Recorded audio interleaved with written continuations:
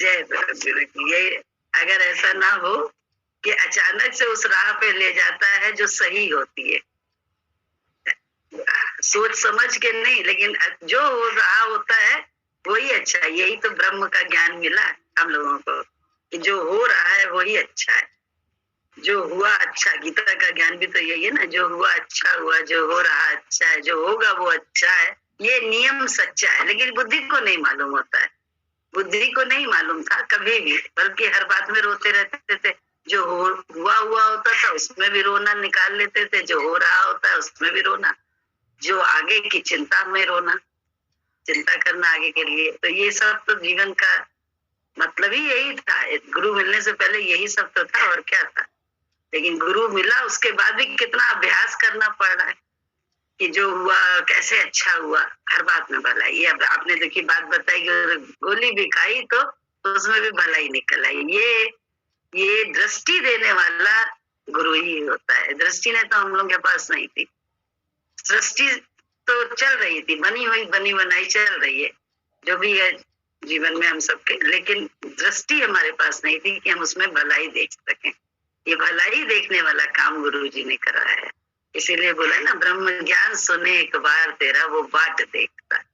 ब्रह्म का ज्ञान क्योंकि सबका अपना है, ये है ही नहीं किसी पराया का थोड़ा ना है। कोई विद्या ऐसी थोड़ी ना है कि जो हमको और आपको कहीं से सीखनी है। ये तो ब्रह्म का ज्ञान गुरु से जो मिलता है वो हम हैं। ब्रह्म का रूप हमारा है, ब्रह्म स्वरूप है, ब्रह्म का ही हम अंश है ना। ईश्वर अंश जीव अविनाशी कहा गया है, तो ब्रह्म का हम लोग अंश हैं।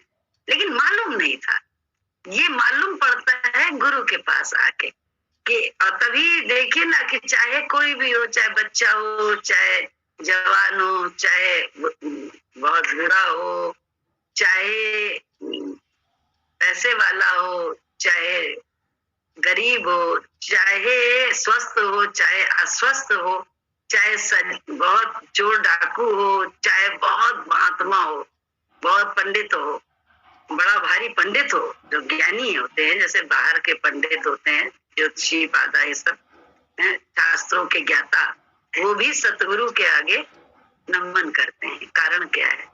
उसका कारण यही है कि वो उन्हें उनसे जितने बाहर का ज्ञान है उस सब से अलग एक ज्ञान मिलता है कि मैं वही हूँ, मैं उसी का अंश हूँ, मैं भी ब्रह्म स्वरूप हूँ। क्योंकि मेरा भी प्रकृति जो है ना वैसी है। बोले एक पानी के ग्लास का एक उसका पानी जो कहना चाहिए कि उसमें भरा हुआ है, मटके में भरा है, अरे एक बूंद पानी की, सबका प्रकृति एक ही सी है।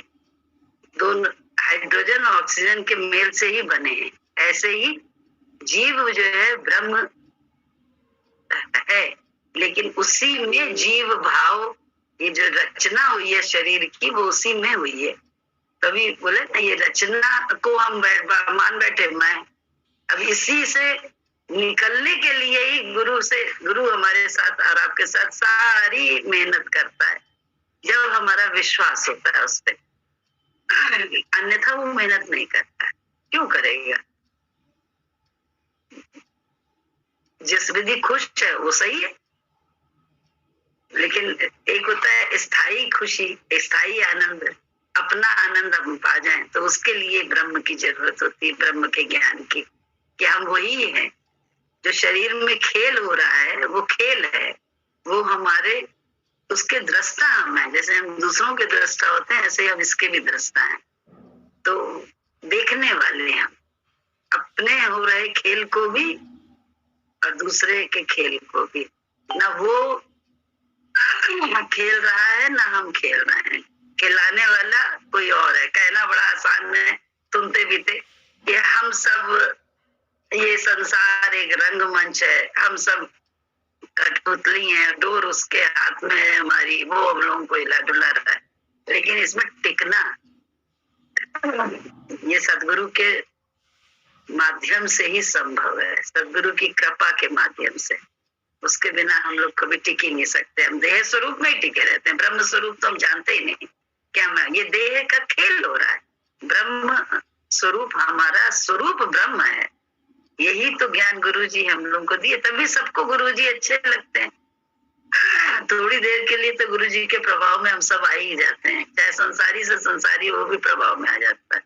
लेकिन बाद में बुद्धि खुलती है तो कहता है अरे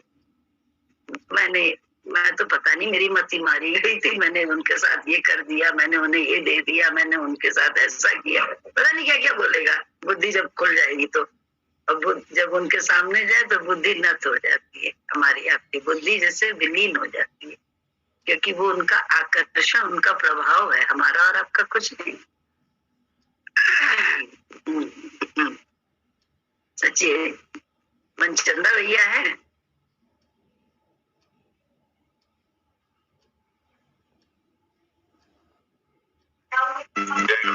जय गुरु के। आज गुरु जी की सुनाइए महिमा। तो कई दिन से इतना बढ़िया सत्संग चल रहा है कि दिल को बड़ा आराम आ रहा है जी, ऐसा लगता है। तो अच्छा चल रहा है, उसमें तो बोलने की कोई जरूरत ही नहीं, इतना आराम होता है। जब मरीज को बहुत आराम होता है तो मरीज कहता है यही दवा देते रहिए, इससे जो है बहुत आराम मिलेगा। तो मैं भी यही कहूंगा, यही दवा देते रहिए, इससे बहुत आराम मिलता है। नहीं, मैं सच्ची बता रहा हूँ कि 10-15 दिन से बहुत ही अच्छा सत्संग चल रहा था। अब वाणी कहीं से भी निकलती हो या वाणी कहीं से भी आती हो, हम तो गुरु की समझ के ही जो है उसे ग्रहण करते हैं। तो मुझे ऐसा लगता है, इसको अदरवाइज न लीजिएगा, ऐसा लगता था कि जैसे गुरु जी ही आके बोल रहे हैं। तो अच्छा लगता था, बहुत अच्छा लगता था और बहुत आराम भी रहता था। भैया ये सत्य भी है, बहुत बड़ा सत्य है, ये बहुत बड़ा सत्य है कि गुरु के प्राकट्य के बिना वाणी जो निकलेगी वो निकल तो जाएगी, बहुत बहुत बहुत अच्छी भाषा, सुसंस्कृत भाषा निकल जाएगी, अलंकृत भाषा, लेकिन उस भाषा में ना आपको आराम आएगा ना मुझे आराम आएगा। वो थोड़ी देर के लिए कान का रस है, वो कान का रस हमें नहीं चाहिए। हम लोगों को कान का रस का जरूरत ही नहीं है, क्योंकि हमको तो लगता है कि जैसे, क्योंकि हम लोग वो शराब पीने वाले हो गए जो बहुत अच्छी शराब है, जिसको कहना चाहिए जो नशा उतरने वाला नहीं है, ऐसी शराब पीने वाले हो गए। क्योंकि बाहर के उदाहरण से ही अंदर की गति का उदाहरण दिया जा सकता है। तो हमें वो सब चीजें लगता है अरे ये क्या, अभी जैसे किसी बहुत विस्की रम पीने वाले को बियर पिलाओ, उसे क्या नशा आएगा। ऐसे ही बहुत ज्यादा पांडित्य का अभिमान वाला जो ज्ञान होता है, जिसमें बुद्धि की प्रयोग होता है, वो अच्छा नहीं लगता है। वो सिर्फ उससे नशा चढ़ता नहीं, ना हमें ना आपको। जब गुरु ही वाणी में प्रकट के लिए कह रहे, अपने स्वरूप को जानते नहीं हम लोग, तो ज्ञान सिर्फ मन के लिए है, हमारे आपके लिए ज्ञान की जरूरत ही नहीं है। ज्ञान ही मन के लिए है। तो मन का विषय जब चल रहा होता है और वो मन का दिखा के गुरु की महिमा प्रकट, और वो प्रकट ज्ञान ही गुरु का है, महिमा ही गुरु की है, तो गुरु ही बोलता है। हम और आप तो कुछ कर ही नहीं सकते हैं, हमारे आपसे तो आराम सच बताने नहीं आता है किसी को। जब ईगो में बहुत बड़ी बड़ी भाषाएं बोल लो, लेकिन करनी कुछ नहीं, तो करनी के बिना कथनी लगती है। कोई बोलता भी तो लगता है अरे बोल रहा है, करता क्या है। हम खुद ही बोलते हैं, हम उसके लिए बोलेंगे नहीं अंदर में ये हो क्या रहा है। तो इतना बड़ा बड़ा बाचा, लेकिन कर क्या रहा है दिखाई दे जाता है ना। और सत्य का होगा तो उसमें छोड़ नहीं पाते हैं। गुरु जी के कुछ छोड़ नहीं पाए, क्यों नहीं छोड़ पाए, इसीलिए तो कि गुरु जी के हर कर्म से मेरा भला, मेरे कहीं अंतर पट जो है ना, अंदर के पट खुले, तो वो अंदर के पट खुलने के लिए ही तो है सारा, क्योंकि हमारे खुल जाए इस श्वासों के रहते, बस इसीलिए तो है सारा कार्यवाही सारी। इसीलिए जीवन में भगवान ने शायद इतनी सांसें देकर ही इसीलिए भेजा है कि अपने को हम जान लें कि हम ये शरीर नहीं है, हम कुछ और हैं। बोलिए, पढ़िए। नहीं बस कुछ बोल। मैंने एक बात देखी कि आप देखिए, जब हम लोग कहीं जाते हैं, अगर गुरुमुख आदमी रहेगा तो अगर वो संसार में किसी महफिल में कहीं पे कहीं फंक्शन में जाएगा तो उसका मन जो है उचाट उचाट सा रहेगा, उसका मन उचाट उचाट सा, मजा नहीं आएगी उसको। अगर इस तरह की कोई बीमारी किसी भी सत्संगी को या भक्तजन को लगती है तो समझिए वो जो है वो सही दिशा में जा रहा है। जो उसका मन जो है संसार में सेट नहीं हो पा रहा है, सेटिंग नहीं हो पा रही है उसकी, और वो वहां गया भी, उसने अच्छी तरह से कपड़े वपड़े पहने, गहने वहने पहने, घड़ी वड़ी हमने लगा ली और सब अच्छी तरह से मैं गया भी। अगर हम 1-2 घंटे के लिए वहां रहे भी तो बार बार नजर जो है घड़ी की तरफ अगर जा रही है कि खत्म हो तो चले, खत्म हो तो चले, तो लगता है कि गुरु की बीमारी जो है वो लग रही है। तो मन कर रहा है कि चले जाए घर, एकांत पे बैठ जाए या गुरु का टेप चला लें या कुछ कर लें जाके, मजा नहीं आ रही है। तो अपने मन को मैं ऐसा सोचता हूँ कि देखते रहना चाहिए कि हमारा मन सत्संग में ठीक से लगता है या भगवान के भजन में लगता है या संसार के पदार्थों में या संसार की महफिल में अच्छा लगता है। अगर संसार की महफिल में लग के आदमी भूल जाता है, कहते आज तो बहुत मजा आया, तो समझिए ऐसा लगता है कि मन जो है वो बाहरमुख है, बाहरमुखी उसको अच्छा लग रहा है, अंतर्मुख नहीं है। और मन की मनोदिशा क्या कहती है? मन का असली रूप क्या है? अंतर्मुख होना। अंतर्मुख में ही आराम है उसको, बाहरमुख में नहीं है। बाहरमुख में तो आदमी व्यवहार में पढ़ के जो है चला जाता है, गुरुमुख में जो है जा नहीं पाता है। ऐसे जैसे आप कभी कभी कभी गुरु के पास बैठे हो और 4 बजे आप गुरु के पास बैठे और 4:45 बज गए, जस्ट 45 मिनट हो गए, गुरु ने कुछ नहीं बोला, आपने भी कुछ नहीं बोला, किसी ने कुछ नहीं बोला, सब चुप बैठे रह गए। तो गुरु ने, तो इसका मतलब गुरु ने कुछ बोला ही नहीं। तो जो सत्संगी फिर वहां से निकले तो उन्होंने ये कहा आज गुरुजी ने कुछ नहीं बोला, आज प्रवचन किए नहीं, पता नहीं उनका मन कहाँ था। अब देखिए, मन जो है अपने मन को नहीं पहचानता है और कोई कहता है बड़ा मजा आया आज। अरे जब गुरु ने कोई शब्द बोला ही नहीं और कुछ कहा ही नहीं, और एक जो है कहता है कि बड़ा मजा आया, एक कहता है आज पता नहीं क्या हुआ, हम इतना कष्ट करके दूर से आए भी और गुरु ने कुछ बोला ही नहीं, वो चुप ही बैठे रहे। बाद में कहने लगे चाय ले आओ, चाय ले आओ, तो चाय पी ली, कहने अच्छा ठीक है चलो। बाद में बात करते आज बाबूजी के साथ कहीं जाना है या कहीं कोई काम है या कोई मेहमान आने वाले हैं। तो ऐसी ऐसी स्थिति कभी कभी सामने आई तो हमने देखा हर शिष्य के या हर फॉलोवर के या हर आने वाले के अलग अलग मत निकले। किसी ने कहा कि अरे जब गुरु ने शब्द एक भी नहीं बोला तो कैसे आपको आराम आ गया? डॉक्टर ने दवा दी नहीं, आपने दवा खाई नहीं, आप कह रहे आराम आ गया। कोई कहता है कि नहीं गुरु जी के आज मेहमान थे ना, उनके गांव से लोग आए हुए थे इसीलिए उन्होंने बोला नहीं और वो बिजी थे तो मजा नहीं आई, हम तो बहुत कष्ट करके आए।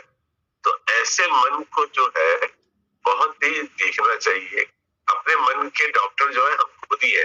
अब जब गुरु जो है साकार रूप में हमारे सामने नहीं है, ऐसा मैं महसूस करता हूँ कि साकार रूप में नहीं है, तो गुरु निराकार रूप में आके जो है बार बार जो है ढोल मजीरा बजाता है और वो हमको जो है चिताता है, सचेत करता है कि ये बात जो है ऐसे होनी चाहिए या ऐसे होती है। या कभी कभी अंदर में आवाज आती है कि अगर ऐसा हो भी गया तो क्या होगा? मान लीजिए हमारे मन की अंतर में सूक्ष्म में या कोई इच्छा दबी है तो मन में आवाज आती है कि मनचंदा जी अगर ये इच्छा पूरी हो भी गई तो क्या होगा? अब ये बताइए ये किसने बोला? ये तो मेरी इच्छा थी ना, मैं इच्छा कर रहा था और मैं चाह भी रहा हूं कि ऐसी इच्छा तो मेरी तो इच्छा पूर्ण हो। तो ये कौन है जो आके हमारे दिल के दरवाजे पे आवाज देता है कि ये अगर इच्छा पूरी हो भी गई तो क्या होगा? तो इसका मतलब देखिए, महसूस करता हूं मैं कि गुरु जो है साकार होकर भी निराकार रूप में होते हुए भी साकार में नहीं है, लेकिन वो दस्तक हमारे दिल को देता है कि ऐसा हो गया तो क्या, ऐसा हो गया तो क्या।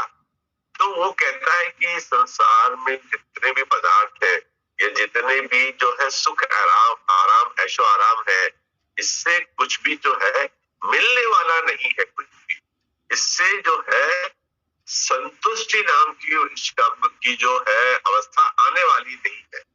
आदमी को धीरज आने वाला नहीं है। एक बार की गुरु की तरफ जो है ध्यान जैसे लगाए रहेगा और गुरु की तरफ जो है वो किए रहेगा, तो कभी उसको जो है गुरु जी की कृपा आप ही मिलेगी। कभी आप गौर से किसी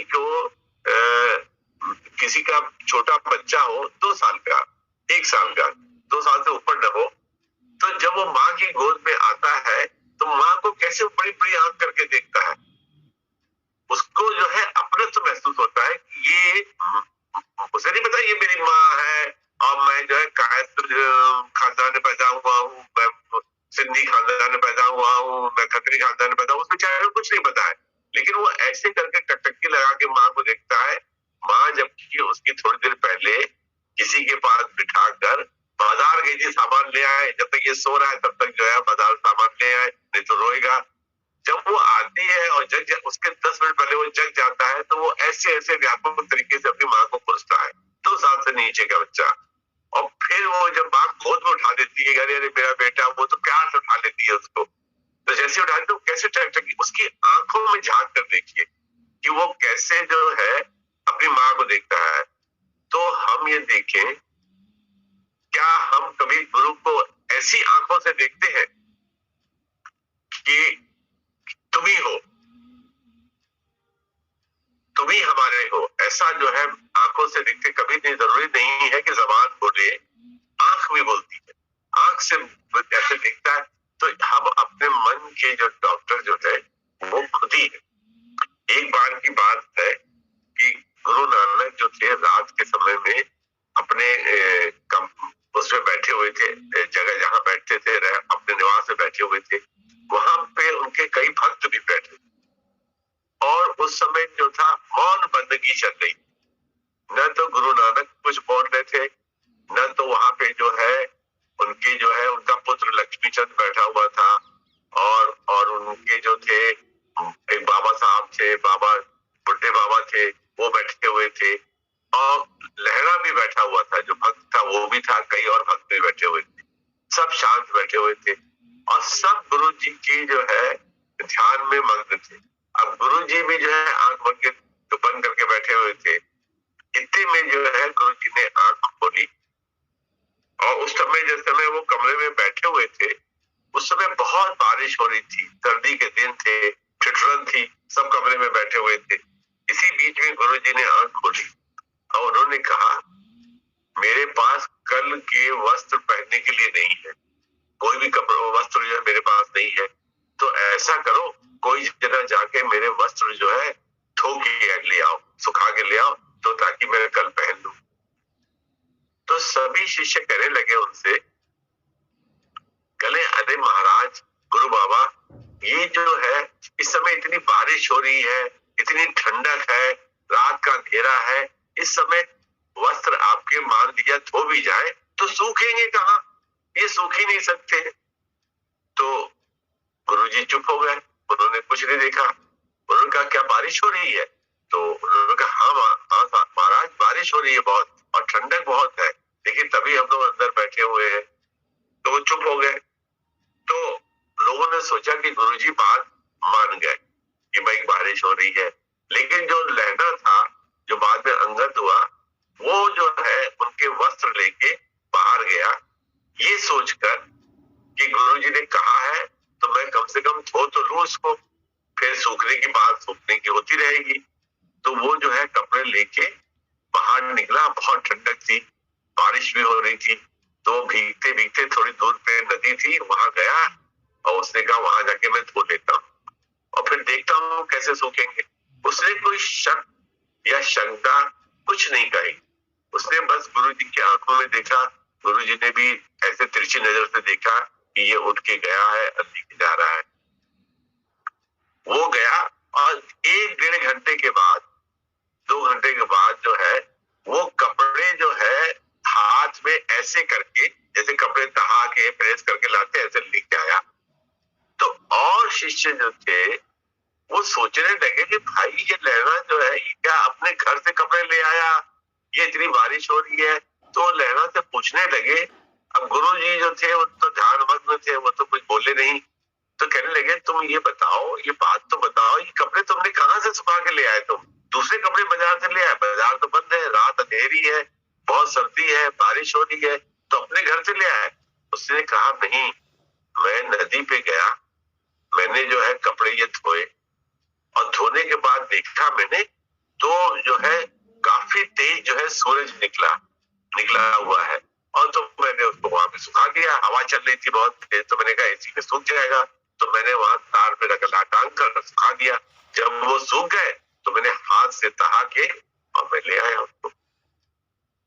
अब देखिए कि बाहर बारिश हो रही थी, जिन लोगों ने बाह्य दृष्टि से या सांसारिक दृष्टि से देखा तो उनको वो गुरु की बात जो है समझ में नहीं आई।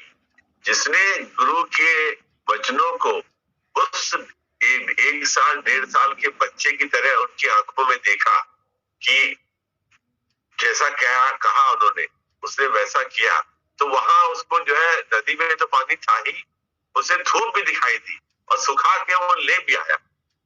तो जैसे गुरुमुख होके आदमी काम करता है या गुरुमुख होके कोई कार्य में अपनी जो है मनोवृत्ति लगाता है, तो वहां से कृपा जो है वो अपने आप ही चल के आ जाती। उसमें जो है कोई प्रयास नहीं करना पड़ता, कोई फीस नहीं देनी पड़ती, कोई यम नियम आसन नहीं करना पड़ता। सिर्फ जो है हमने गुरु की तरफ मुख किया। क्योंकि अभी कुछ दिन पहले जो है मैं एक दृश्य मेरे सामने आया, तो जब मैंने उस बच्चे को मां की गोद में देखा तो मुझे एकदम से ये ख्याल आया, यार ये बच्चा जो है कितना निस्वार्थ भाव से, निष्कपट भाव से, बिना किसी लालच के सिर्फ अपनी माँ को देख रहा है। अभी इसको क्या पता कि हम कौन जात में पैदा हो गए या हमको भी क्या करना है, उसको तो कुछ आता नहीं है। लेकिन उसकी आंखें बता रही थी कि हमारी आंखों में भी ऐसा असर होना चाहिए गुरु के प्रति। अगर गुरु साकार रूप में नहीं है, स्थूल रूप में नहीं है, निराकार रूप में है, तो इसका कोई फर्क नहीं पड़ने वाला कि गुरु निराकार रूप में है तो हमको कुछ नहीं हो सकता, हमको क्या दूसरा गुरु करना पड़ेगा, या अभी हमारा काम अधूरा है, या अभी ऐसा कुछ नहीं होता। गुरु के साथ ऐसा नहीं होता है। डॉक्टर के साथ जो है ऐसा हो सकता है कि डॉक्टर चला गया है, आपको दूसरे डॉक्टर की जरूरत है, आपने दूसरा डॉक्टर कर लिया और उसके कहने गए वो डॉक्टर ने ये दवा दी थी, अब जो है मैं ये दवा फायदा नहीं कर रही है, या उनसे बातचीत नहीं हो पा रही है, कैसे करें, क्या करें। ये व्यवहारिक ज्ञान, इस व्यवहारिक ज्ञान को हम अपने परमार्थ के ज्ञान में न लगाएं, गुरु के रास्ते पे इसको न लगाएं। गुरु जो है एक बार की बात है, हमारे माँ के एक गुरु थे, पाकिस्तान में उनके गुरु थे। तो वहां पे क्या होता था कि जैसे उनके पिताजी ने गुरु किए थे, फिर उनके भी पिताजी ने गुरु किए थे, फिर उनकी माँ ने गुरु किए थे, फिर इन्होंने भी गुरु कर लिए। तो गुरु का आना जाना रहता था उनके पाकिस्तान में, तो उनको गुरु मान लिया था। लेकिन गुरु से कभी आमना सामना या ज्ञान के प्रति कुछ नहीं हुआ, तो वो मन की तोड़ मरोड़ ये सब कुछ नहीं हुई। अब भाई जब यहाँ पे जब गुरु जी से हम हुआ, मेल मिलाप हुआ, तो अब वो टकरा गए गुरु जी उनसे।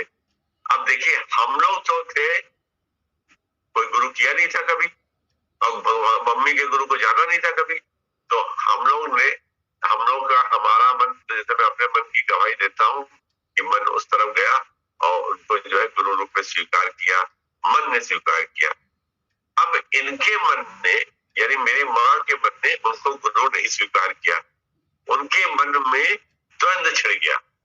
द्वंद्व छिड़ गया इस बात का कि मेरे तो गुरु किए हुए हैं, अब हम दूसरा गुरु कैसे करें। ऐसा है। अब उस गुरु से मुलाकात कभी हुई नहीं थी, बातचीत हुई नहीं थी, खाली थोड़ी दूर पे से देखा था। वो आते थे, बैठते थे, ये लोग खाना खिलाते थे, क्योंकि इनके उनके पिताजी के यानी मेरे नाना के वो गुरु थे, तो उन सेवा में रखते थे। तो अब इनके मन में ये द्वंद चला, तो इन्होंने ये द्वंद जो है कभी गुरुजी से कहा नहीं। लेकिन जब गुरुजी घर में आए तो उन्होंने देखा कि हम लोग एक अलमारी थी, उस अलमारी में जब पूजा का, हर लोग अपने अपने घर में पूजा का स्थान बना के रखते हैं कि ये पूजा का स्थान है। हमारे घर में भी पूजा का स्थान था, उसमें वो गुरु की तस्वीर रखी हुई थी, भगवान जी की तस्वीर, यानी हमारे गुरु की तस्वीर। तो अभी बात चली नहीं थी, अभी तो रिश्ता जमा नहीं था, तो वो जो है वो रखी थी। तो भगवान जी ने पूछा एक दिन कि उसमें लक्ष्मी, गणेश, श्री कृष्ण, ये कई थे जिनकी वो होती थी पूजा।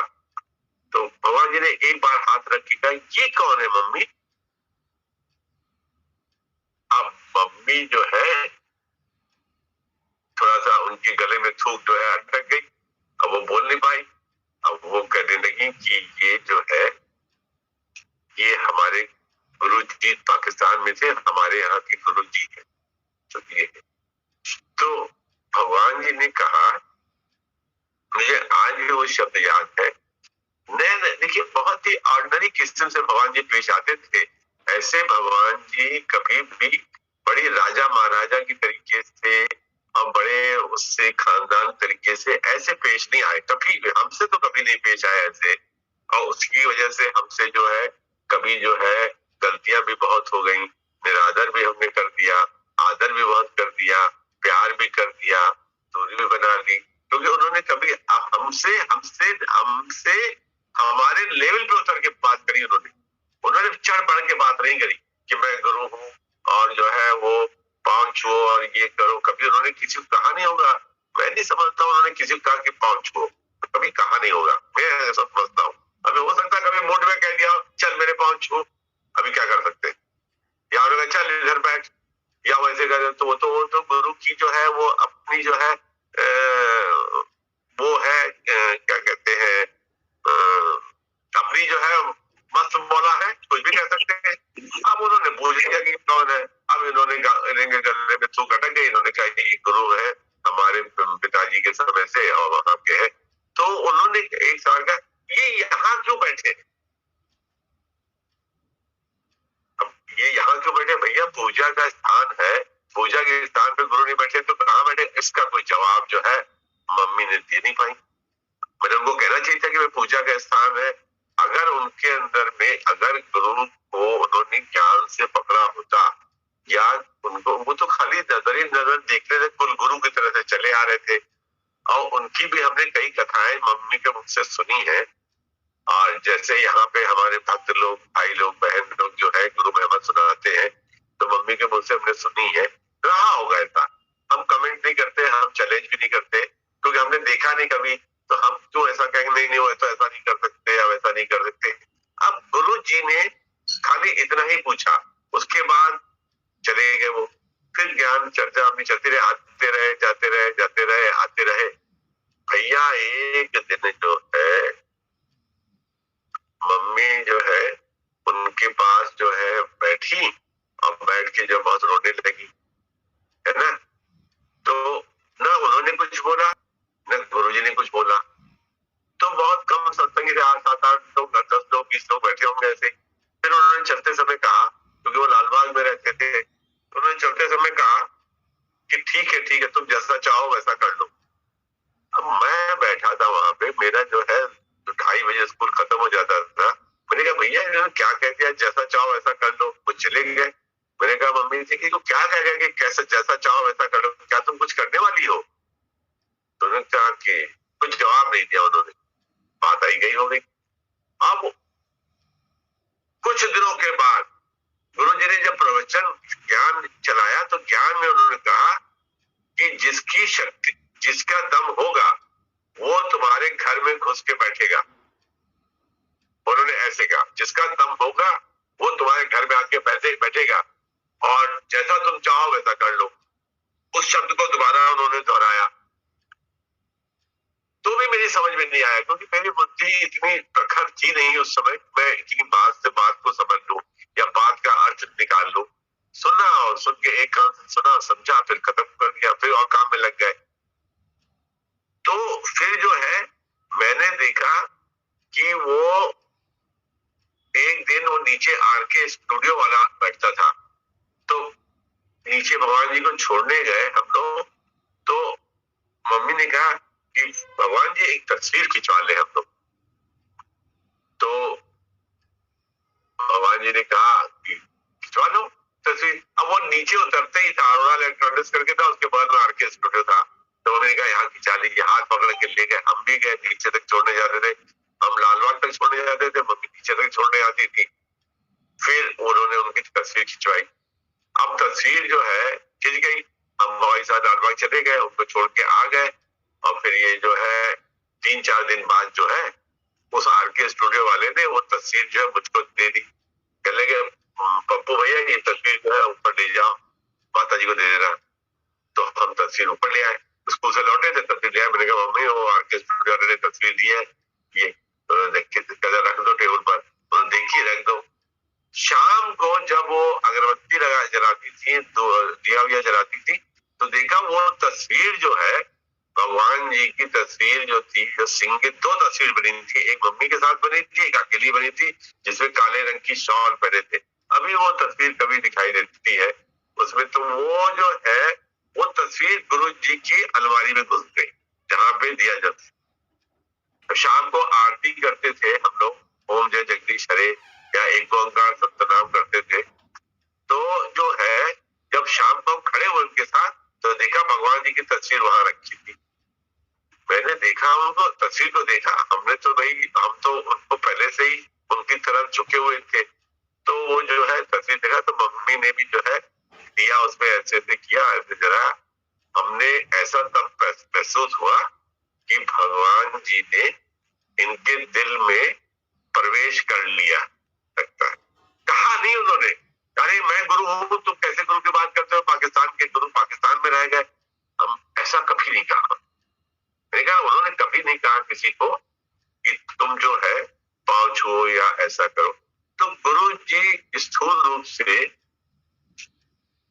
थे, लेकिन वो सूक्ष्म रूप से दिल के अंदर प्रवेश करते थे, तो आवाज नहीं होती, शोर नहीं मचता था कि वो जो है उसमें जो है वो प्रवेश कर जाए, ऐसा नहीं होता।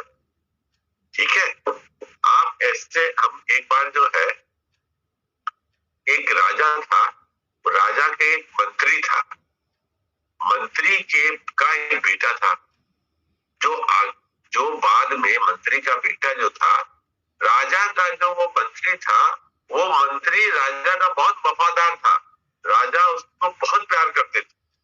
तो मंत्री का जो बेटा था, जो आगे चल के मजनू के नाम से जो है वो प्रसिद्ध हुआ, तो आपको समझ में आ गया होगा कि लैला मजनू की कहानी है। लेकिन उसकी मैं शुरुआत भी बताता हूं कि एक दिन वो मंत्री जो था बहुत उदास होकर दरबार में बैठा। दरबार में बैठा तो राजा ने पूछा कि तुमको क्या हो गया, आज तुम्हारा चेहरा बहुत बुझा बुझाता है और तुम जो है इतने उदास दिख रहे हो, क्या प्रॉब्लम है तुम्हें? मैं राजा हूं, तुम मुझे बताओ, मैं तुम्हारी समस्या का समाधान करूंगा। उसने कहा महाराज, ये दरबार की या राज्य की कोई समस्या नहीं है, ये मेरे घर की समस्या है। तो उन्होंने कहा बताओ, क्या मैं तुम्हारा जो है तुम्हारे लिए मैं जो है आदरणीय नहीं हूँ, या मैं इतना सक्षम नहीं हूँ जो तुम्हारी जो समस्या का निदान न कर सकूं? तो उसने बताया कि मेरा एक बेटा है, उसका नाम मजनू है, लेकिन वो जो है एक लैला है, उससे प्यार करता है, उससे प्यार करता है, जिसकी वजह से जो है हम सोचते हैं कि अगर उसकी शादी उससे हमने करा दी तो मेरी बड़ी बदनामी हो जाएगी। मैं मंत्री के पद पे हूँ और मेरी बदनामी के साथ आपकी बदनामी भी हो जाएगी कि इस राजा का मंत्री जो है उसके लड़के ने जो है एक लैला से शादी कर दी जो उसके खानदान की नहीं थी या उसके लायक नहीं थी। तो राजा ने कहा ठीक है, बुलाओ, मैं उसको समझाता हूँ और वो समझ जाएगा। बाप होने के नाते तुम नहीं समझा पा रहे हो, मैं समझाता हूँ उसको। तो तो दूसरे दिन जो है वो अपने बेटे को लेके आया। राजा ने बेटे से बात करी, उसने कहा कि भाई तुम्हारे पिताजी बहुत दुखी है, तुम जो है तुम लैला से शादी करना चाहते हो, तुम ये बात ठीक नहीं है, और हम लोग का खानदान देखो, अपने पिताजी का ओहदा देखो, तो तुम ऐसा क्यों करते हो? ऐसा है, कहने लगा नहीं मैं उसी से शादी करूंगा, मैं उसी के साथ ही रहूंगा। तो राजा ने कहा ठीक है, कल तुम मेरे पास नहा धो के अच्छी तरह से आओ, मैं लैला जैसी तुमको जो है लड़कियां दिखाता हूं, अगर तुम्हें समझ में आए तो कर लोगे। तो वो लड़का चुप रहा। वजीर बोला हाँ, मंत्री बोला हाँ कर लेगा ये, आप ऐसा कर दीजिए। तो दूसरे दिन जो है फिर उसको जो है वो अपने लड़के को जो लेके आया, वो जा नहीं रहा था, उस जगह नहीं, राजा ने बुलाया है, ये उनकी तौहीन हो जाएगी, तो दरबार में चलना चाहिए। तो राजा ने वहां पे 10-15 लड़कियां जो है अपने राज्य की सुंदर से सुंदर जो है वो बुलवाई कि हमारे मंत्री के बेटे से शादी होगी। तो सब जो है अपने उस उम्मीद से जो है अपने भी लड़कियों को लेके आए। राजा ने लाइन से उन लड़कियों को खड़ा किया और मंत्री से कहा कि अपने बेटे से कहो कि इनमें से जो इसको पसंद होगी, ये सब रजामंदी से आई है, तो कोई जबरदस्ती मेरी नहीं है, मैं इसकी शादी आज ही करा दूंगा और इसी दरबार में करा दूंगा। मंत्री ने अपने बेटे से कहा कि बेटा राजा तुम्हारी शादी कराना चाहते हैं, तुम देख लो, अगर नहीं पसंद आएगी तो कोई बात नहीं। लेकिन उसके अंदर तो लैला का जुनून था, वो मंत्री जानता था अपने बेटे की बात। उसने कहा कि अच्छा ठीक है, मैं देख लेता हूँ। उसको उन्होंने चक्कर लगवाया, वो लाइन से लड़कियां खड़ी थी, वो उसमें ऐसे चल के गया और चल के एक बार गया, फिर लौटा, फिर दोबारा गया, फिर जाके अपने आसन पे बैठ गया। उसने कहा मुझे इसमें से कोई पसंद नहीं। वो लैला जैसा मिजाज, वो लैला जैसा मुस्कुराना, वो लैला जैसा देखना, वो लैला जैसा हाव भाव, इनमें से किसी लड़की में नहीं। राजा बहुत हैरान हो गया। राजा कहने लगे यहाँ इतनी सुंदर सुंदर लड़कियां मैंने इसको दिखाई और राजा मंदिर से शादी कर रहे हैं, और ये लैला के 50 गुण उन लड़कियों में देख रहा है और लैला में किसी काम का कोई गुण नहीं। कह रहा है कि लैला जैसा देखना, लैला जैसा हंसना, लैला जैसा कपड़े पहनना, लैला जैसा चलना, इनमें किसी नहीं है। इसकी आंख में तो जादू हो गया लगता है। ये एक कहानी थी, तो राजा उसमें हार गया। राजा ने कहा कि चलो फिर बाद में सोच के, और राजा कैसे कहता कि तुम्हारा बेटा मान नहीं रहा है, क्योंकि राजा, वो मंत्री राजा का बहुत वफादार था। तो राजा ने बात जो है फिर खत्म कर दी वहीं पे। लेकिन राजा के दिल में आ गया कि इसके मन में लैलावती है, अब इसको कोई पसंद आएगी नहीं, तो ये उसी से रहेगा। अब मैं बहुत आगे बहुत लंबी कहानी है, तो उसकी कोई तो जरूरत है नहीं, सब जानते ही होंगे। तो वो जो है, जो मजनू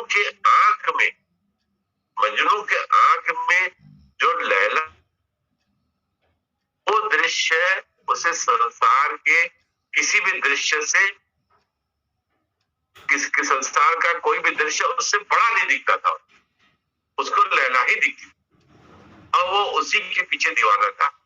अब जब ऐसी बात हम कहानी में पढ़ते हैं, तो कहानी को अगर हम कहानी की तरह से देखें तो ठीक है, लैला मजनू की कहानी थी, किससे कहानी थे हम लोगों ने सुन लिया कि मजनू दीवाना था लैला का।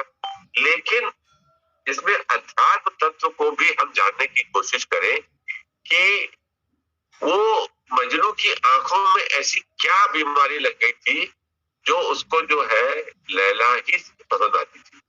अब वो बीमारी जो थी, जो मजनू की आंख में लगी,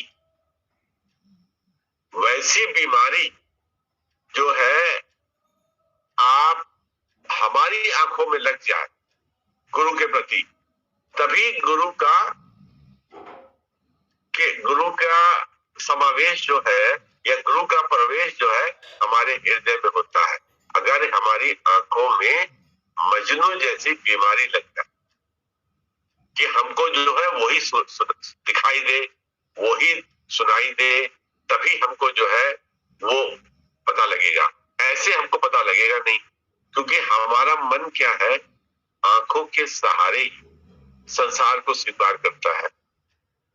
ठीक है, परमात्मा सत्य है, परमात्मा सत्य था, परमात्मा सत्य रहेगा, लेकिन हमारी आंखें जो है, ये शरीर जो है, सारा संसार झूठ है, लेकिन दिखाई पड़ता है, और हमारी आंखें इस संसार को ही स्वीकार करती।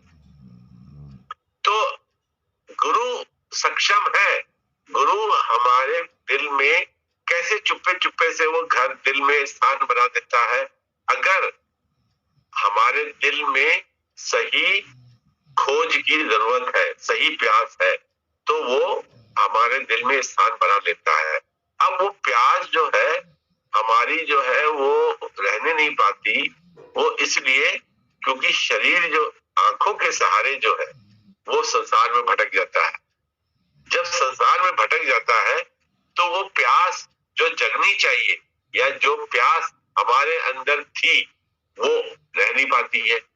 हम ये सोचते रहते हैं कि हम इतने दिन से ज्ञान में आ रहे हैं, तो फायदा तो कुछ हो नहीं रहा है, मन तो कुछ चल ही नहीं रहा है, आखिर कब तक।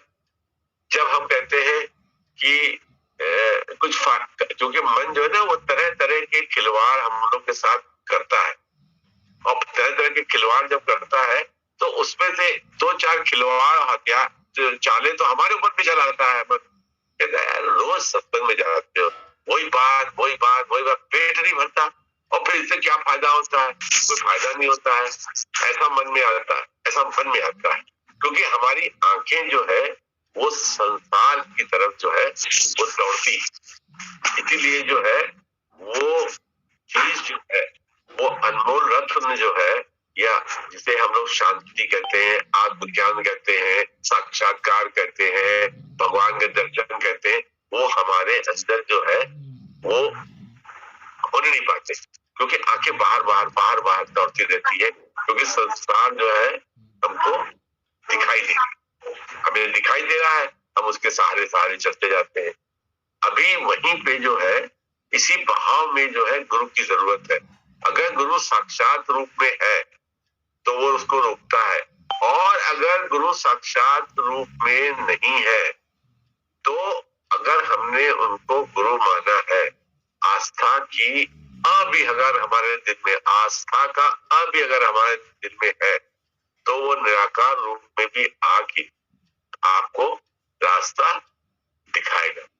मैंने शुरुआत में कहा कि 10-15 दिन से जो है ज्ञान बहुत अच्छा चल रहा है।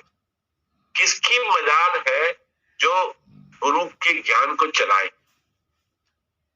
किसकी मजाल जो गुरु के ज्ञान को चलाए, या गुरु के हमारे दिल में गुरु के ज्ञान की तरह से असर करे? ये किसकी मजाल है? किसी की मजाल नहीं है, ये गुरु की मजाल, ये गुरु की ताकत है।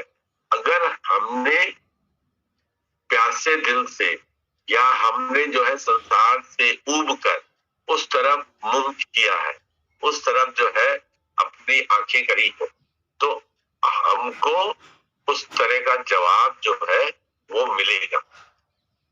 और अगर जरा सा भी संसार का देश मात्र की जो है वो आसक्ति है, या हमें जो इच्छा है, तो वो क्या कहता है कि वो चीज वो आने नहीं पाएगी।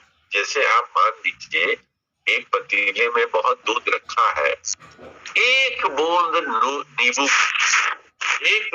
नींबू की अगर उसमें डाल दी जाए, या नींबू की एक बूंद पहले से ही पतीले में पड़ी हो और उसमें आप दूध डाल दें, तो वो दूध को खराब करने के लिए सक्षम है, वो दूध को वो फट जाएगा दूध थोड़ी देर में। जैसे गर्म करोगे, जैसे ठंडा करोगे, कुछ करोगे, गर्म फट जाएगा। एक बूंद का ये कमाल है। तो संसार आंखों के सहारे जो हम संसार की तरफ हमारी आंखें जाती हैं, वो एक बूंद नींबू की तरह हमारे दिल में कार्य करती है। तो सारा किया कराया जो है वो धुल जाता है। तभी आदमी जो है वो अपने को थका हुआ सा महसूस करता है कि यार हमने इतना सत्संग किया, रोज सत्संग करते फायदा कुछ होता नहीं, मन को शांति मिलती नहीं है, मन में ठहराव पैदा नहीं होता। अब ये देखिए गलत शब्द मेरे मुंह से निकल गया, ये ठहराव is a very important word. ठहराव पैदा नहीं हुआ क्योंकि मन जो है वो तो चलायमान है, वो चलता रहता है, झर कभी ये सोचता है, कभी वो सोचता है, कभी वो करता है, कभी वो करता है। बंदर है, बंदर। अभी आपका मन ठहराव वाला हो, शांत हो, हम उसको प्रणाम करते हैं, लेकिन हम अपने मन को कहते हैं कि मन है बंदर। दिन भर एक शाख से दूसरी शाख, दूसरी शाख से पहली शाख कूदता ही रहता है, आराम नहीं करता है, क्योंकि उसका मन संसार में आंखों के द्वारा चलायमान चलता रहता है। तो जब चलता रहता है तो ठहराव जो है उसमें आने नहीं पाता। एक बूंद दूध, नींबू दूध को खराब कर देगी, ऐसे ही मन का चलायमान होना हमको जो है वो वहां पे फंसा देता है, और हमें फंसा देता है। ये एक बहुत बड़ी चेतावनी है, ये एक बहुत बड़ी चेतावनी है कि ऐसा नहीं कहें कि सिर्फ सन्यासियों का मन ही जो है वो भगवान में लग सकता है। गृहस्थी का मन भी जो है वो भगवान में लग सकता है, क्योंकि बात तो ठहराव की हो रही है ना, बात तो ठहराव की हो रही है कि मन ठहराव में आए। आप देखिए कि ठहराव में नहीं आता है, बराबरी का हिस्सा, बराबरी का काम होगा, फायदा नहीं करेगा अगर ठहराव में नहीं है तो। क्या आप देखिए, अभी आपको मैं एक छोटा सा उदाहरण दूं कि श्री राम को सब भगवान मानते हैं, आप पहले भी मानते थे, आज भी मानते हैं, उनमें ज्ञान था। तो अगर आप उनके कंपैरिजन में रावण को कर ली तो रावण में भी ज्ञान बहुत था, वो चतुर्वेदी था, उसने जो है शंकर भगवान की इतनी उपासना करी थी कि वो उनकी जो है उनको प्रसन्न किया था, और उससे तमाम जो है वो आशीर्वाद प्राप्त किए थे, अस्त्र शस्त्र प्राप्त किए थे। रावण चारों वेदों का ज्ञाता था, राम से कम तो नहीं था, अगर देखा जाए तो उससे कम नहीं था, लेकिन रावण ने साक्षात महादेव को प्रसन्न किया था, और उसके जीवन में महादेव का असर भी था। तपस्या की थी, लंका में श्री रावण ने शिवालय भी बनवाया था, उसके लंका में एक बहुत बड़ा शिवालय भी था, जिसमें उसने शिव पिंडी की एक स्थापना भी करी थी, ऐसा भी था। अगर हम जो है उसको देखें तो रावण कम नहीं था, लेकिन अभी क्या था, ठहराव की बात है। राम के हृदय में ठहराव था, रावण के दिल में ठहराव नहीं था। उसकी दृष्टि आंखों से मन सीता पे आ गया, और उसका मन जो ईर्ष्या द्वेष में आ गया। उसका मन जो है, उसने कहा मेरी बहन के नाक कान काट दिए सन्यासी ने, तो वो जो है उनको दुख पहुंचाने के लिए पहुंच गया। चतुर्वेदी था, ज्ञाता था, शिव का उपासक था, शिवालय उसने बहुत बड़ा बना रखा था, कोई चीज में कमी नहीं थी। आज जो है हम जो है, जब हम अपने को देखें तो हम देखें हमने क्या कमी रखी है। सुबह सत्संग में बैठते हैं, शाम को भी सत्संग में बैठते हैं, सुबह बैठते हैं, शाम को आवाज ही सुनते रहते हैं, कोई काम में भी लगे रहेंगे तो आवाज चलती रहनी चाहिए, मतलब जो आवाज आते रहनी चाहिए, ऐसा मन बार बार कहता है। इसका मतलब तो ये है कि मन सत्संग में लगने का मन करता है ना, कार्य की वजह से हम कहीं पे लगे हुए हैं, या हम छोटे बच्चे को पढ़ा रहे हैं या कर रहे हैं या कोई चीज कर रहे हैं, तो लेकिन हम कहते नहीं, वो जूम चल रहा है कि नहीं चल रहा है, उसकी आवाज आती रहनी चाहिए। क्यों? यानी मन जो है उसको स्वीकार करता है, लेकिन वो पूरा राम नहीं बना, वो उसमें रावण का अंश भी घुसा हुआ है। तो अंश घुसा हुआ है तो उसको जो है संसार की तरफ जो है मोह माया लोलुप्त करती है, उसको खींचती है। तो हम देखें कि सन्यासी को ही जो है वो साधना करेगा तो उसको शांति मिलेगी, उसी के मन में ठहराव आएगा, ऐसा नहीं है। गृहस्थ में भी मन का खेल है।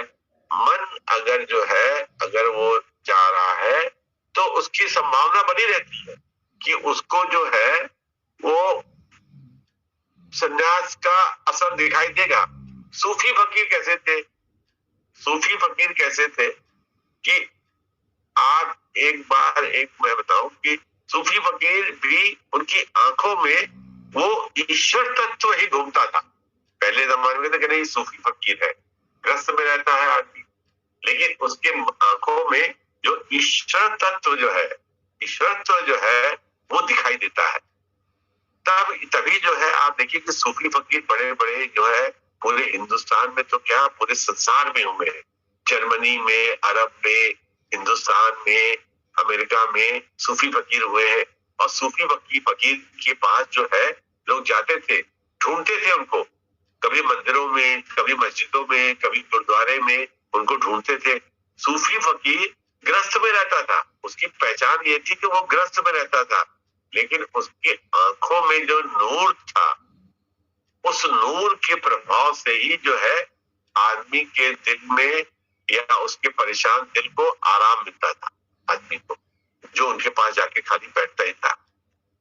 अगर आप सूफी फकीर की बात करें तो सूफी फकीर जो है बिल्कुल छुपे हुए रहते थे।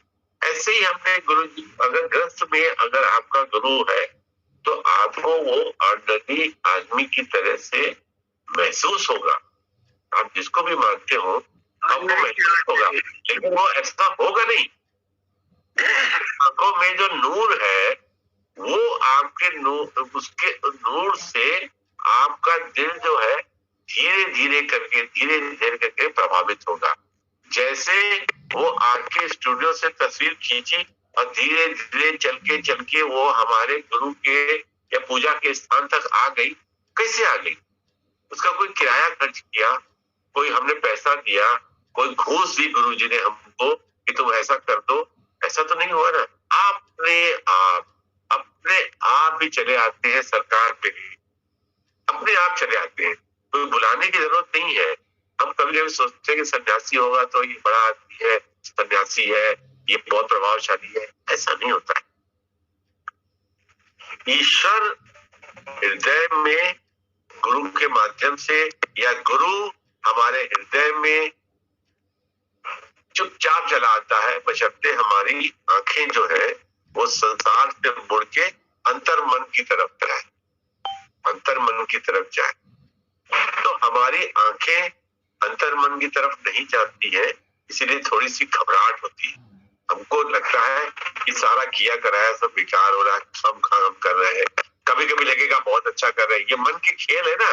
कभी कभी तो जो है 8 बजे जूम शुरू होता है, बाबूजी जो है 7:45 ही बजे नहा धोकर तैयार होकर बैठ गए, अब बार बार जूम खोल के देख रहे हैं, अभी शुरू नहीं हुआ, अभी शुरू नहीं हुआ। अरे अभी शुरू नहीं हुआ, अभी शुरू होने क्या बात है? अरे जब 8 बजे शुरू होता है तो 8 ही बजे खोलो ना। कभी क्या हुआ 7:15 बज गया, आपने खोला ही नहीं। अरे ये कब क्या है? ये मन है छलिया। हम मन को अच्छी तरह से समझने का प्रयास करें कि मन है छलिया। कभी कभी तो तू आ, कभी कभी है तू जा, ऐसे करता है मन। तो ये मन को जो है गुरु जो है वो ट्रैक पर चलाता है। गाड़ी को पटरी पर चलना चाहिए। अगर गाड़ी पटरी पे नहीं चली तो क्या करेगी? पैसेंजर को लेके गिर जाएगी। तो हमारा मन जो है ट्रैक पर रहे, इसी के लिए जो है ये जो हम सुबह शाम सत्संग चल रहा है और हम घुसे जा रहे हैं उसमें, कहीं भी बैठे रहे तो क्या है, नहीं सत्संग का टाइम हो रहा है, चाहे शाम को शुरू होने वाला होगा या ऐसे वैसे या कोई काम की, हम रिटायर्ड आदमी सब फालतू काम हमको लोग दिया करते हैं कि ये कर डालो, वो कर डालो, ये करा वो करा, फालतू है, रिटायर्ड है, ये करेगा, ये काम कर लेते हैं। लेकिन हम उसमें भी ऐसा टाइम टेबल बनाने की कोशिश करते हैं, प्रयास करते हैं। ये मैं अपने मन की बता रहा हूँ कि यार किसी तरीके से 5 बजे तक जो घर पहुंच जाए, 5-5:15 तक पहुंचे। वहां क्या रखे? लड्डू रखे घर में। तो फिर ये कौन है जो बंधन पैदा कर रहा है? ये हमारे अधूरे कार्य है, परमार्थ के अधूरे कार्य है जो हम नहीं कर पाए। उसको गुरु जो है वो अदृश्य रूप से दबाव बनाकर वहां तक पहुंचाता है। एक शराबी शाम को 6 बजे मैं खाने की तरफ अपने दोस्तों यारों के पास क्यों चला जाता है? यार चल के बैठेंगे, 1-2 पेग पियेंगे, वो अपना तरीका ढूंढ लेता है। जो बाजार में घूमने वाले, मॉल वॉल में घूमने वाले, शाम को समय निकालते, हाँ चलो थोड़ी देर मॉल चलते हैं। अभी जो गुरुमुख है या गुरु कृपा करके उसको प्रेशराइज करता है, तो अपने आप ही पांव जो है वो चले आते। हमारा हम इतने शरीफ आदमी न समझे अपने को कि हम आके जो है बैठ जाते सत्संग में। मैं I am not so simple person. हम पैदाइशी बदमाश हैं, ये मान के चले।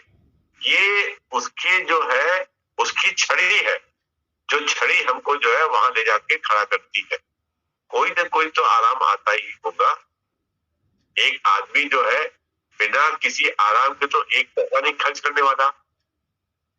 आदमी इतना आज के जमाने में इतना स्वार्थी है कि बेटा बाप से बिना किसी काम के बात ही करने को तैयार नहीं है। आजकल का तो जमाना ये है, बाप बेटे से बिना काम के बात करने को तैयार नहीं है। सब अपने अपने काम में बिजी है। आप जाए किसी को देखिए, कोई आदमी खाली दिखा आपको कि आइए मनचंदा जी मैं आपसे बात करना चाहता हूँ? कोई दिखा आपको? 2-3 साल, 4 साल, 5 साल, 6 साल में जब से कंप्यूटर ये आया है मोबाइल, कोई दिखा? आप डॉक्टर के पास चले जाइए, डॉक्टर जुकाम खांसी का हो, डॉक्टर जो है वो कैंसर का हो, डॉक्टर टीबी का हो, डॉक्टर जो है बड़ी से बड़ी गहरी बीमारी का हो, वहां पे एक जो है एक वो लॉबी बनी हुई है मरीजों के बैठे, वहां जाके क्या बैठिए, नंबर आएगा बुलाएंगे आपको अंदर। आप वहां गए, बैठा, आपने चारों तरफ देखा, सब मोबाइल में लगे हुए। कहाँ बीमारी है? किसको बीमारी है? सब जुटे हुए हैं, उनकी उंगलियां चल रही, धर धर धर धर धर चल रही, लगा हुआ है। किसी को टाइम है? ऐसे मसरूफ अपने समय में जब आदमी एक भी पैसा बिना किसी लालच के, बिना किसी स्वार्थ के खर्च करने को तैयार नहीं है, अपनी बॉडी से गुड मॉर्निंग, हरिओम और नमस्ते कहने को तैयार नहीं है, वह उस आदमी को सत्संग के मुहाने पे ले आता है। वो कौन शक्ति है? आपको लगता है कि वो बहुत शरीफ आदमी जो खुद ही आ जाता है? खुद ही नहीं आता है। ये गुरु की कृपा है जो हमको वहां तक ले जाती और ले जाके खड़ा करती। जब हम मुंह से गुड मॉर्निंग नहीं कहते, दिवाली मुबारक नहीं कहते, होली मुबारक नहीं कहते, व्हाट्सएप पे भेज देते हैं उसको, happy Diwali, happy Holi, happy birthday, मुंह से नहीं कहते। इतने हम कंजूस हो गए हैं कि उंगलियों के कमाल से सब काम करते हैं। ऐसे में अपने जीवन का अमूल्य समय निकाल के सत्संग के दरवाजे पे कैसे बैठ जाते? कैसे, कौन लाता है? इसको भी तलाशना पड़ेगा। इसका भी जो है, इसकी भी इंक्वायरी कमीशन बिठानी पड़ेगी कि वो कौन है जो हमको ले आता है यहाँ। पागल है हम? बुद्धि काम नहीं करती है, या कोई लालच है, या कोई चीज मिलती है, ये ढूंढे, अपने में ढूंढे। आपको लगेगा कि आप सन्यासी से बहुत ज्यादा बेहतर है। जो अनमोल धन भगवान जी ने हमको दिया है वो बड़े बड़े सन्यासियों से कहीं ज्यादा है कि आप गृहस्थ आश्रम में रहकर भी इसको कर सकते हैं, बशर्ते कि आप इसको करना चाहें। ये आज के जमाने की है। मैं एक सत्संगी की बात, नाम तो लेना उचित नहीं रहेगा, नहीं तो रिश्तेदारियां निकल आती हैं सत्संग में।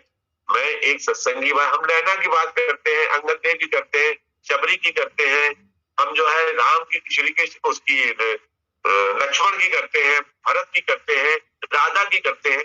मैं आज की तारीख में एक सत्संगी की बात आपको बताता हूँ। मेरे को कोई लेना देना देखिए नहीं है, कोई रिश्ता मेरे से मैं जोड़ना भी नहीं चाहता हूँ, लेकिन मैं आपको सत्य बात बताता हूँ। एक सत्संगी, अभी वो शरीर में भी नहीं है, छोड़ गए, गुरु जी भी शरीर में नहीं है, लेकिन मैं देखता हूँ उन्होंने गुरु जी का पलड़ा पकड़ा। तो मैं आपको बताता हूँ कि उनको कौन सा दुख नहीं मिला,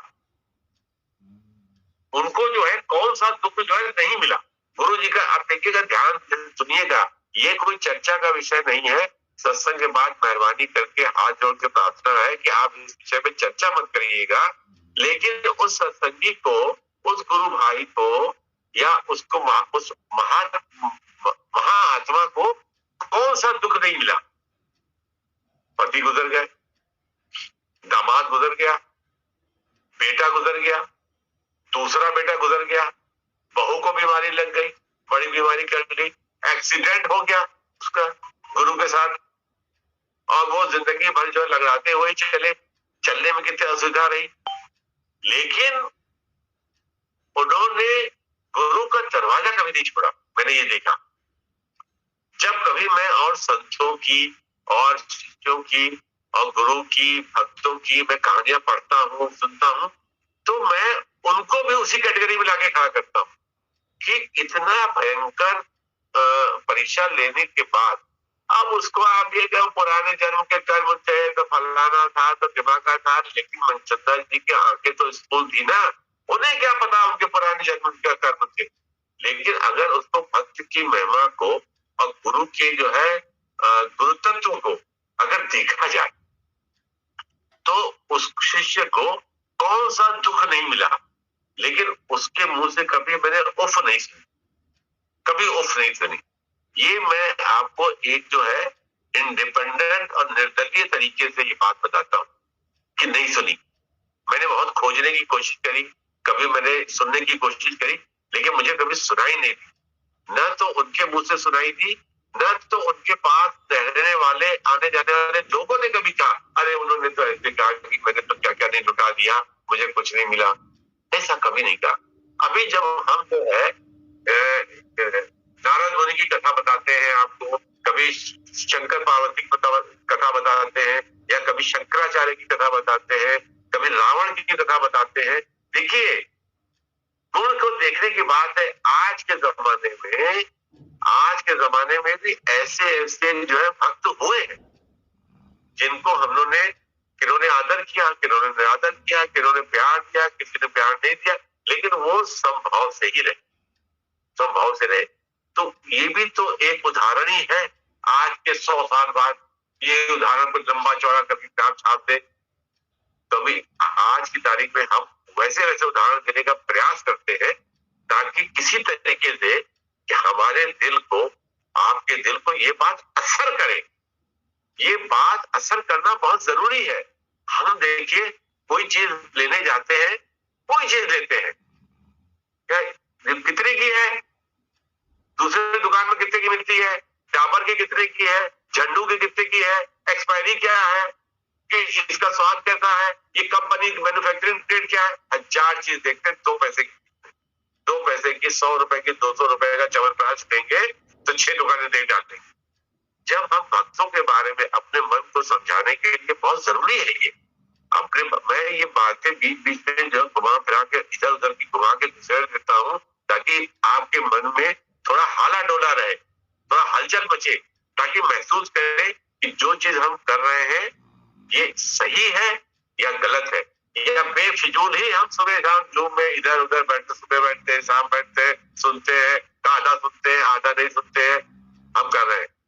देखिए, हम उसका महत्व आपके दिल में और अपने दिल में जगाना चाहिए। ये नहीं कि वो आदमी बहुत महान था, उस भक्त की महानता की बात नहीं हम नहीं करते, हम भक्ति की बात करते हैं। भक्ति में कितना ताकत है, गुरु के आदर्शपन में कितनी ताकत है।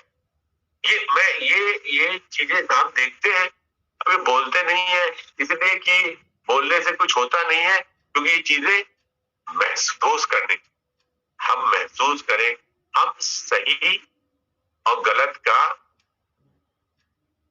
क्या करें, सही और गलत का फैसला करें कि ये फैसला ये सही है या गलत है। आज जो सत्संग में 15 दिन से बोल रहे थे, तो 15 दिन से 10 दिन से तो नहीं, ज्यादा दिन से बोल रहे थे, उसका फैसला करना चाहिए। जो उन्होंने बोला वो सही बोला या गलत बोला।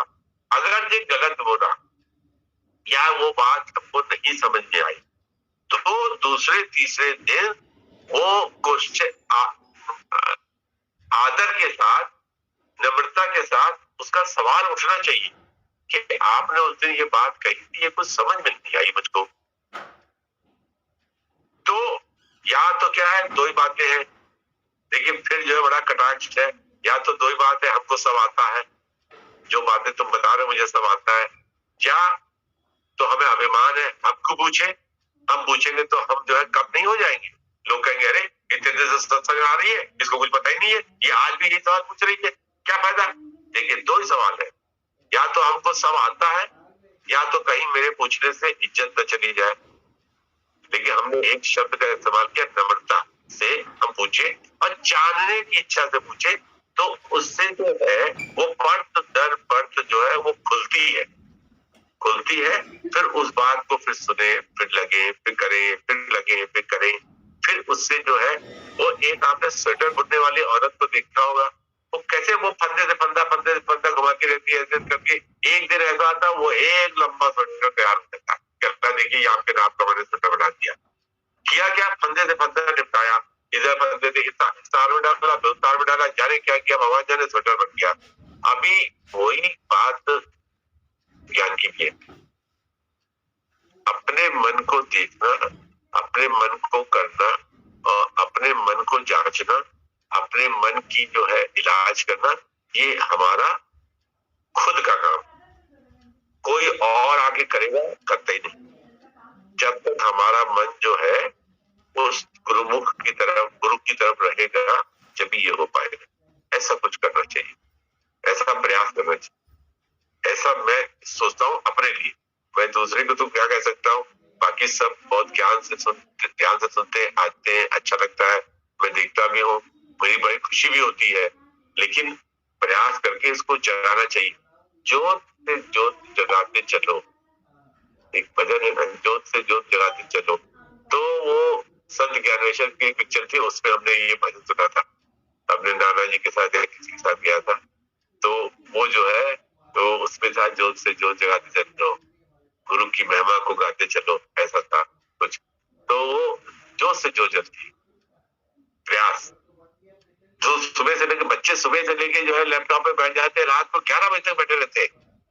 नाश्ता हराम, दिन का खाना हराम, शाम की चाय हराम, रात का खाना हराम, पैसे के लिए, 2 पैसे के लिए कि पैसा मिलेगा, पैकेज क्या है, तो उसी में लगे रहते हैं, जान लगा देते हैं, सब बर्दाश्त कर लेते हैं, क्योंकि क्या है वहां पैसा मिलता है, पैसे की अहमियत है। ऐसे ही जो है जिस दिन हमारे अंदर ज्ञान की अहमियत आ जाएगी, तो फिर वैसे ही घुस के काम करेंगे। ज्ञान में भी घुस के काम करने का है, तभी जो है मन जो है वो गुरुमुख जिसे छोड़ा हुआ है, थोड़ा और होगा, थोड़ा और होगा, थोड़ा और होगा, फिर वो धीरे धीरे ऐसा।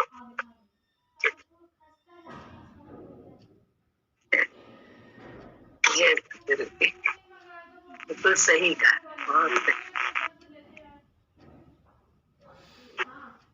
गुरु जी का साथ ही सत्य का साथ था, सत्य का संग।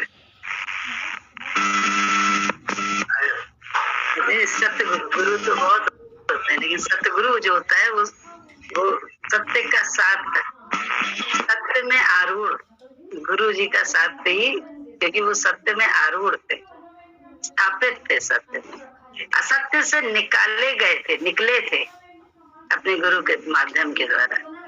तो मुझे एक बात याद आ रही थी कि एक बार हम गए थे कहीं, भक्त भी साथ थे, किसी के घर गए थे, तो वहाँ वो थोड़ा स्ट्रिक्ट था, जो घर वाले थे, मालिक, वो स्ट्रिक्ट थे, ऐसे स्ट्रिक्ट थे कि हर बात में टोकना।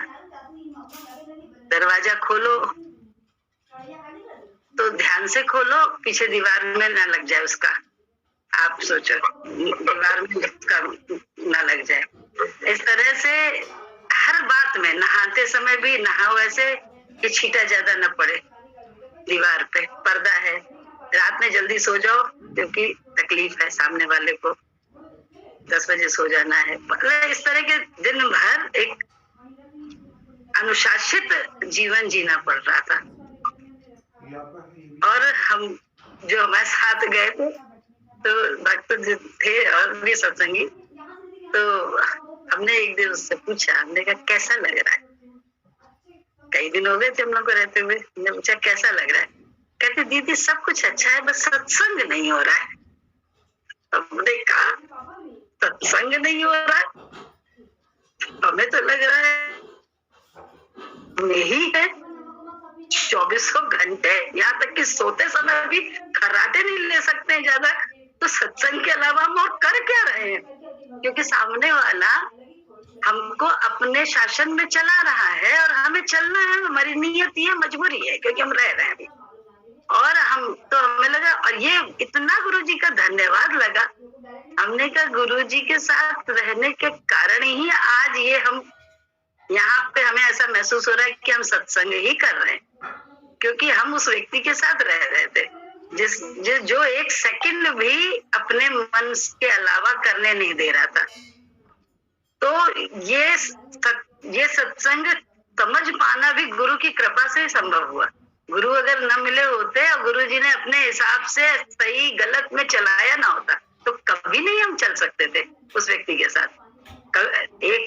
एक घंटे रहना कठिन था, 1 घंटा रहना कठिन था, जो सच बता रहे हैं। लेकिन हम लोग रहे माँ 10 दिन, और लास्ट में आप सोच नहीं सकते, हिसाब किताब बिल्कुल फर्क हो गया था। जब तक हम लोग रहे उसके बाद वो हमारा इंतजार करते थे और बातें करते थे। बहुत ज्यादा ऐसी हो गई थी कि क्या बताएं, हम बिल्कुल जैसे एक सत्संगी हो गई थी वो हम लोग के। लेकिन लास्ट में आके शुरू के दिनों में तो सिर्फ हम लोगों को ही उनके अनुशासन से चलना पड़ता था। तो ये गुरु जी की कृपा से ही संभव हो सकता है। गुरु में आस्था हो तभी। गुरु हमारा कौन है, लेकिन हम खोजने क्या आए हैं, जो आपने बात कही बिल्कुल राइट है कि हम आखिर अपने को जानने तो आए हैं, तो हम जाने तो सही, हम मन को देखे तो सही, जाने तो सही मन चाहता क्या है, मन से कैसे उभरना है। और सामने वाला बिना मेहनत के उभारता है, हमको उठाता है उस मन से। कितनी कृपा है गुरु जी की। जब गुरु जी ना मिले होते तो कभी नहीं समझ सकते थे। तभी जो आपने कहा सब जगह प्रकट है, सब में प्रकट है, प्रकट है, लेकिन हमारी आंख उसको देख सके, हमारी आंख उसे पहचान ही नहीं पाती। सही बात है। जय सतगुरु की बड़ी कृपा